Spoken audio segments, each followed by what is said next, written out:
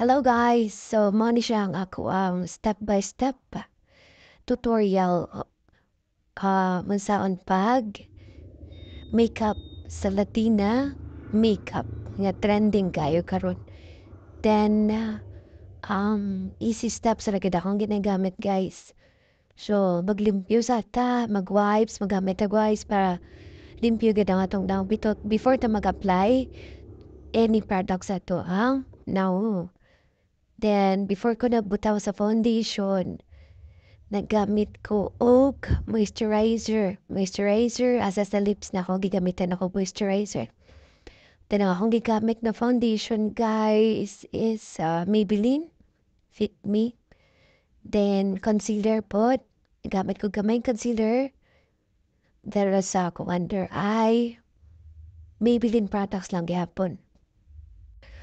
Then, after na, magputang ko loose powder. Nakasat na ganik siya ang product sa imong under eye. Butangan ni mong loose powder. Tayo, nag-contour ko guys. Para lang magka-shape ang atong now. Okay? Lain kayo. Murag papel nga man paper, blanco kayo. Kung walay contour. So, mag-contour ta para butangan na itong illusion na shape ang atong dagway.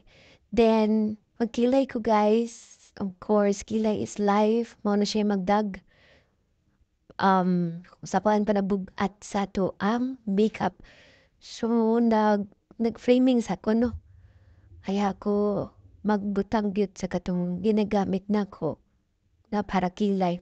So, naglapis lang sa ko para magbuhat og border. So, akong gitansya kung parehas na bang gibag-on. Then, after naglimpyo ko, gibutangan akong concealer. So, concealer lang akong ginalimpyo sa ubos akong kilay. Then, sa babaw pod, para makuha gid ibang saktong shape sa imong kilay. Pero, dili gid na parehas ang shape sa kilay kaysa kay once again, dili man gid na sila parehas. Okay? So, naglimpyo na ko, nagtamta na ako sa mga excess ng mga products sa kilid. Yun. Murag kutig kining kilay guys, tugi kini siya mahuman. Like, sige chikag balik-balik kong check niya if pantay na bantanan, sakto ba sa level. Parehabang gibag-on na, pero di kita na ako ma-perfect akong kilay, nga pareha sila ginabag-on, nga pareha yun sila forma, 100%. Ang atuwa is tachatan siya na ginatuwa. Then, okay na. So, butang na po balik ko concealer sa ako tabon-tabon kay para maka-apply na ka sa ato ang eyeshadow makeup.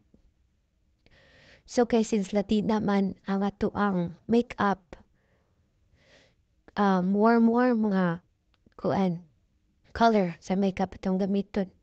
Pero akong ginagamit guys kay di ko tantong magamit ng katong grabe ka hard nga kay nga color ma. Warm lang gamay kay mamo na siya kwan sa Latina makeup.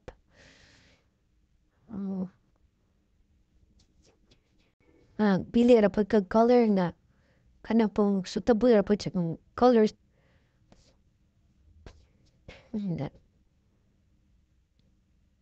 Kan sa pikas dayon, then butang na ko itong barang shimmer gamay. Dayon. Nagpasinaw-sinaw ta guys. So, nasinaw ta. Then napasumbutangan na to ang ilong. Para taas-taas pa siya tanawon. Dayon, okay na siya. Butang na ko kog. Kanda. No. Eyeliner. Dili ko maglisod po. Mura po siya sa kilay. Kinangilan yun nga. Di ka mo ginhawa. Na may ginhawa ning apply ni mo kay. Mura up mong doing mga good guys. Yeah. Langgan kay masayop ka. So, kung akong gibuhat sa akong eyeliner kay itawag nila og angel wing nga eyeliner. ganahan ko nga madakop tanaw na kong mata. Pak, tuwara, mana ni siya guys, ang atong Latina makeup. Mana itong output guys. So inana lang guys, pwede ra gid niyo i-follow steps nga akong ibuhatin eh. Takang salamat! Hangtod sa sunod na pod na itong mga tutorials guys. Thank you again.